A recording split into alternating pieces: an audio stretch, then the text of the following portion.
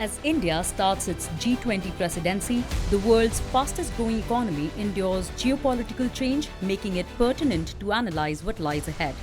Times Network, through its flagship platform India Economic Conclave, continues the legacy of championing the economic agenda of the country. The ninth edition of India Economic Conclave focused on India as the emerging third superpower. IDFC First Bank presents the India Economic Conclave, powered by Google, harnessed conversations to transform India's economic aspirations into action through specially curated sessions of thinkers, policymakers, economists, business leaders, and global influencers. The event not only got to witness the thought-provoking idea towards the development of the nation, but also experience an immersive performance by three-time Grammy Award winner Ricky Cage.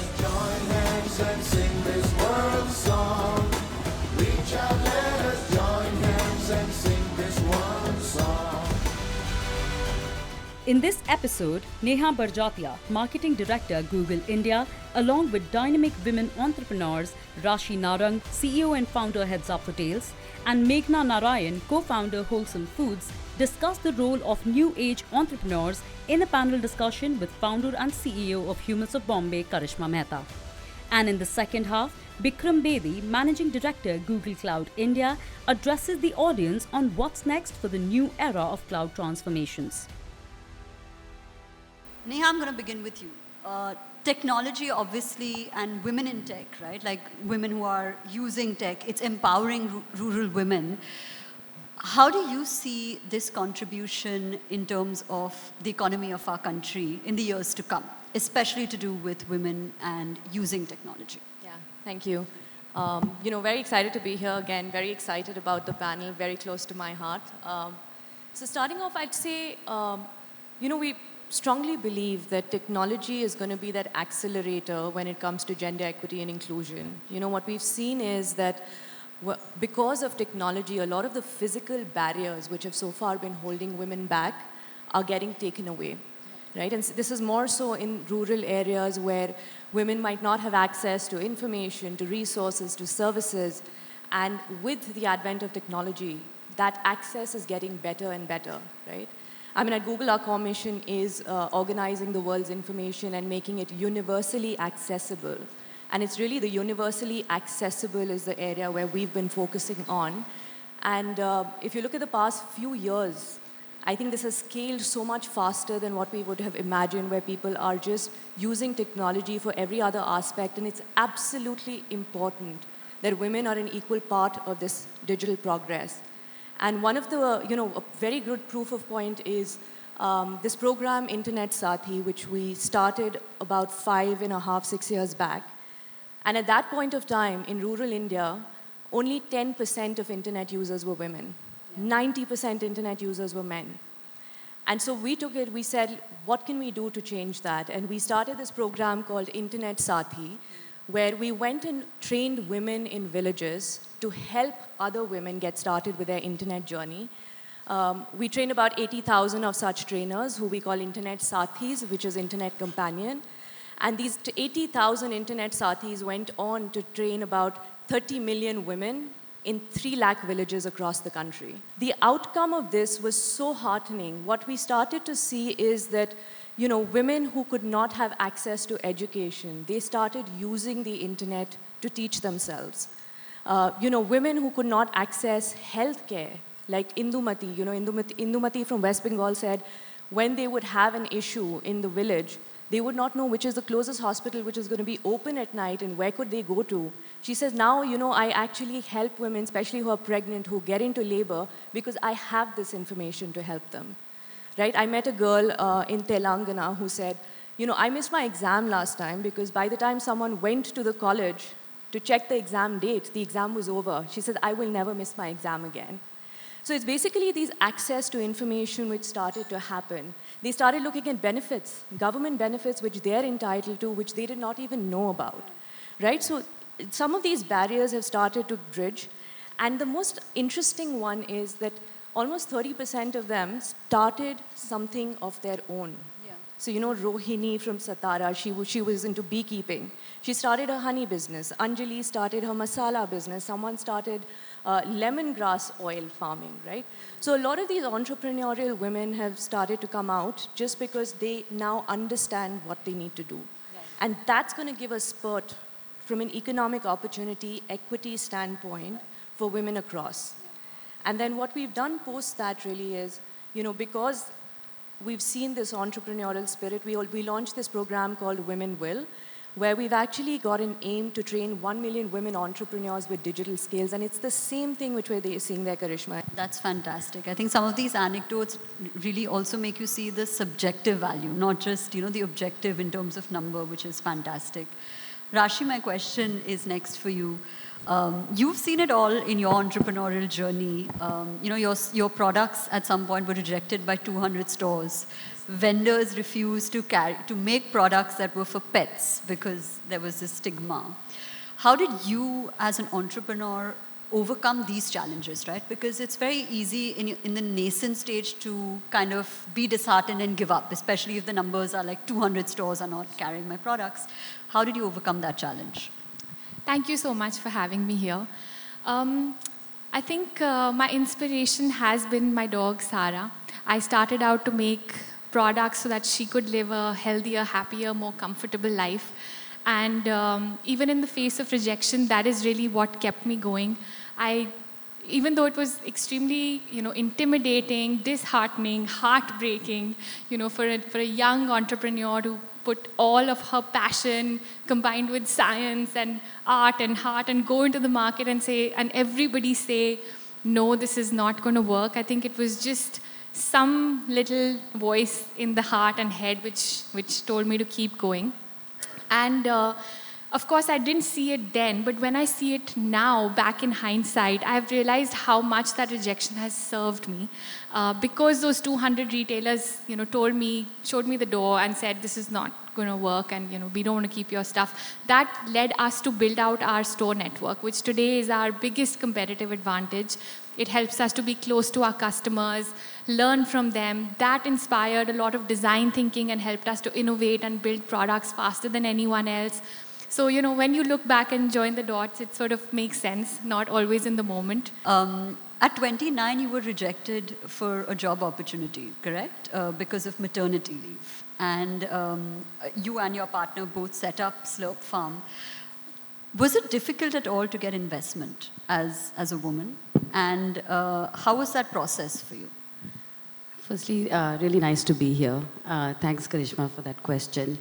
I think for us, it wasn't hard to get investment. But I think what's important is the numbers are very clear, right? I think Aisha said, 13.2% of are women entrepreneurs. And we know that, that's just crazy. That means of that, the number that are getting funded are even smaller. Rashi said it, right? Entrepreneurship is full of hurdles, but each one of them is teaching you something and only just getting you better. So I don't even remember, actually. When people say, what were the 3 biggest problems? I was like, I don't know, they don't exist anymore. I have 3 new ones. You want to hear about those? Amazing. Neha, when we talk about digitalization for women, specifically, how has this played a role for women entrepreneurs? You mentioned these little honey stores, other things, right? Is there anything in the pipeline that you all are building for women entrepreneurs in the world of digitalization now, especially because, like you mentioned, 1 million women is what you guys are looking at. Is there something specifically for women entrepreneurs? Yeah, I think, look, it has to go beyond grassroots, right? While we made a lot of strides, I would say, with women participation in the economy, in the workforce, there is a very long way. We still have to go. Yeah. And just like technology is helping spur that economic growth for women at the lower strata, it can definitely help across the spectrum. So there's a host of work which we're doing. For instance, one is to start with how do we get workforce participation. So we have something called Google Career Certificates. Yeah.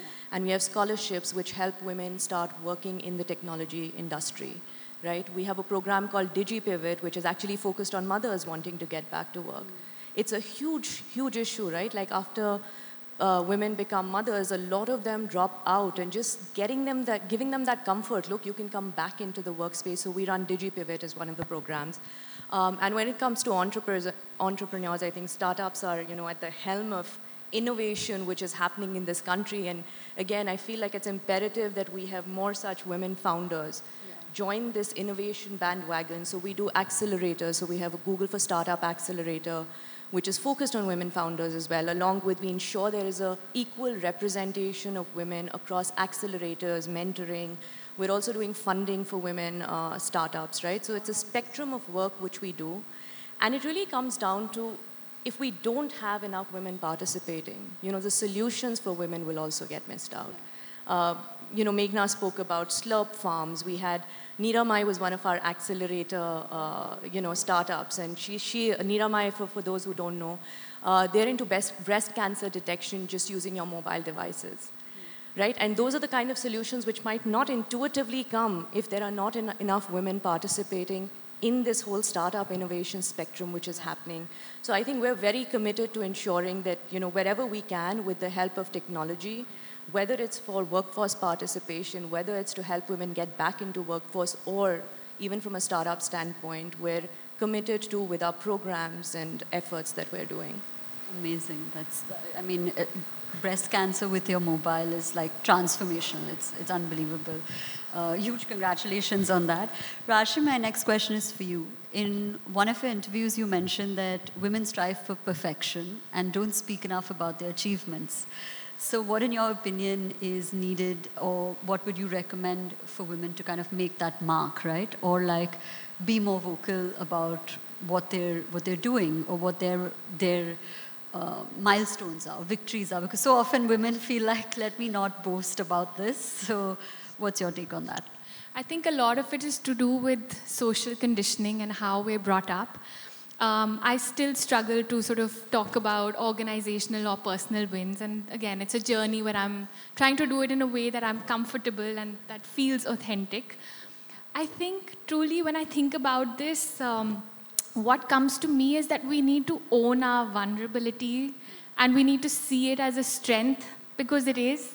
And I think that, if we were to stop putting all of these boxes of male, female, what we're good at, what not, but just every human being owning who they are, not comparing yourself to anyone else, and just bringing your unique, authentic magic to the world with the best intention. I think that's what everybody needs to do to make their mark on the world, because that's how it should be. We have a last round of quick questions for all of you, actually. What is the one biggest opportunity for women entrepreneurs and the one biggest challenge? We'll begin with you, Meghna. So I don't know whether it is just for women, but I think there are just so many problems out there to solve. And perhaps because men have been solving them, the women, can bring their lens to it. This is really the Indian century, right? So I would just encourage everybody to think about, take something and solve it. It doesn't matter whether you're doing it in an entrepreneurial venture at home or at, or within a large organization, right? What about you, Neha? The one biggest opportunity and the one biggest challenge? Yeah, I'd say just deeply entrenched into the tech sector, but I do feel it's the startup space. Yeah. They are the growth engines of this country, taking us to a different level altogether.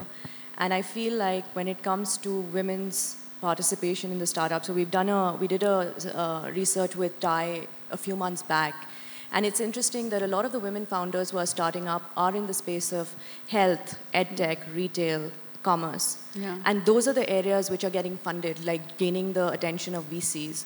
I feel that's an opportunity where we really need to tap into the women founders in the startup spectrum. It's the biggest opportunity and the biggest challenge. I think the opportunity is the time that we're in now. There couldn't have been a better time when there is more mentorship, access to capital, opportunities in the country. It's really about putting your mind to something and making it come alive. We really can do that right now as much more than ever before. And I think the only thing that stands in our way is mental. It's just unlearning all of those biases or those obstacles that have been built up in our head because of how we've grown up or how we see the world. Anything is possible if we put our mind to it. Fantastic. Thank you so much, guys, for doing this amazing panel with me. Please give them a huge round of applause.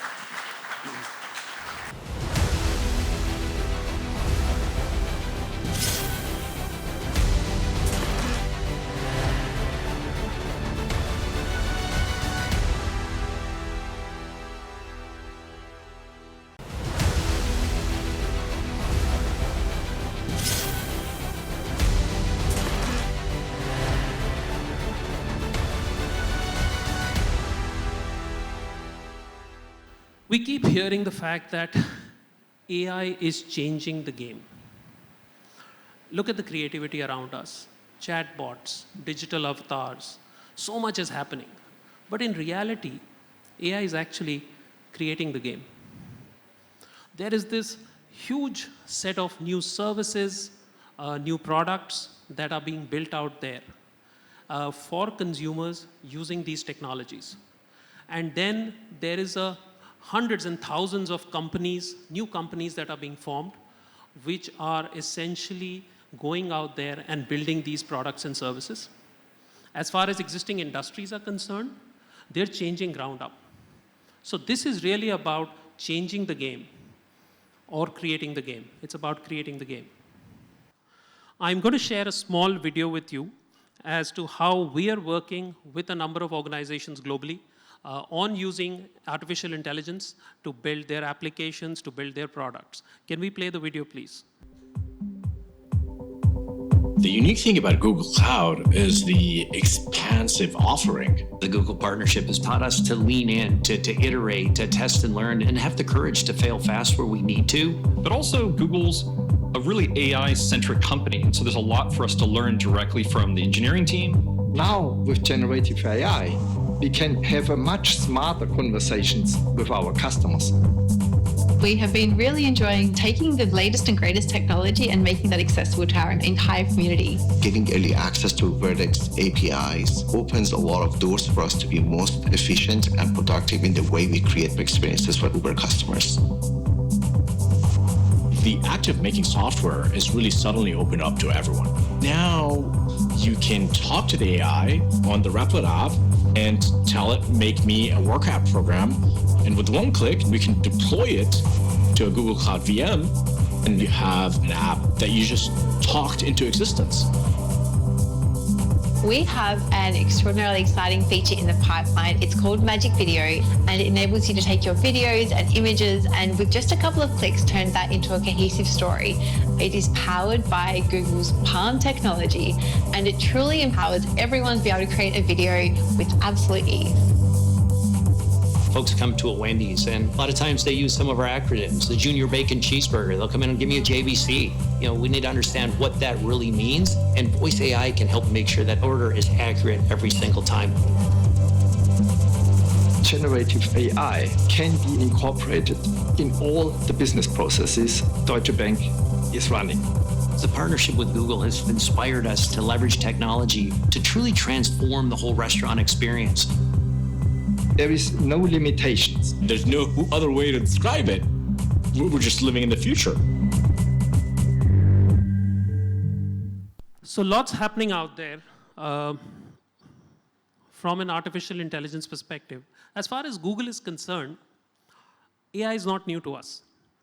We've been using AI in our products since 2016. YouTube, search, Gmail, even the pixel cameras that you see in the Android phones, those are AI enabled. In fact, in 2017, we introduced transformers to the world. Transformers is the fundamental framework over which you see most of these today's new age large language models written. That was introduced by Google. 2018, we open sourced BERT, which was a large language model at that point in time, and so on and so forth. You know, we've gone on, and every year we've released different models. 2023, we released BARD. And this is one slide I'm going to try and leave with you, because as you run your businesses, it's important for you to keep in mind that when you use artificial intelligence, what is it that you should be looking at, right? So BARD is an offering from Google, which is, if you're looking for, need a nice recipe for dosa, sing me a song, write me a poem, talk to me about myself, etc., etc. Consumer-based applications. Right? But if you're running a business, if you're running a bank, an enterprise, a manufacturing company, whatever, if you're running a business and you're looking for business applications, then those are the 5 questions that we see customers ask us. And hence we built an offering which is known as Vertex AI. And those 5 questions really are about these. The first thing is it needs to be accurate and explainable. Just to humor myself, if somebody was to say, write a poem on Bikram, and if somebody has put onto the internet that Bikram is an idiot, then there's a reasonable chance the poem is also going to say Bikram is an idiot. If you're going to use public data sets, or if you're going to use consumer-based models, you need to have the ability to be, your content to be accurate and explainable. That's number 1. Number 2, how do you control your data? We've seen this, we are seeing these public examples where you don't want your data to be put out into the public domain to train models for your competition. For example, let's say you're running a customer response service. If you're training the model, if you're using artificial intelligence, you don't want the questions that your customers are asking you to be known to your competition. You don't want the content that you're showing your customers to be known to your competition. If you're going to use public models to train, there's a reasonable probability that will happen. These offerings need to be security tested. There needs to be penetration tested, red teaming. All of that needs to happen. So you need to ensure you have the ability to deal with fraud and security when you're using artificial intelligence. We hear horror stories every day. Number 4, how do you control costs? Very important. You see, some of these large public models are really large models, 500 billion parameters, etc. Whereas what you may need is just a 10 billion model. So do you need a sledgehammer to actually kill an ant? You don't. If you're an auto manufacturer who has 10 lakh, 20 lakh cars on the road and you're trying to introduce AI into the braking system, start multiplying the cost on every car. This is going to be really expensive to use if you use the wrong model. So it's important that you control your costs, because this stuff can be really expensive if not used correctly. And last but not least, how do you integrate it into your existing data and applications? Large language models may or may not integrate well enough. So you have to make sure you have the right technical architectures so that you're able to integrate it well enough into your existing data and applications. Those are some of the use cases that we are seeing on a high level. I thought I'll share some of them with you, depending on your role in your organization. So if you're an analyst, your ability to look at all the data that is there, to able to search it, navigate it, and be able to derive better decisioning in a quicker fashion is something generative AI can help you with. If you're a customer service representative, your ability to quickly gather information about your customer, have more online interactions which are natural, and able to understand your customer better based on data sets that you have that allow you to know your customer better. You could be in the creative space, content, video, images, even code. If you're a developer, today you can write code using this artificial intelligence models. You could actually say, spin me up code for an application that allows me to transcribe voice to data. I just said something, right? But yeah, that could write code for you. And then you could just debug that code and use it. And last but not least, yes, if you're a tech geek, if you're somebody as an AI practitioner or you're in the tech space, then it can help you customize large models that exist. And it can help you incorporate state-of-the-art generative capabilities natively into your own ML operations. So lots there that's coming. The world is going to be changing. It's best that we adopt this responsibly but strongly. Thank you.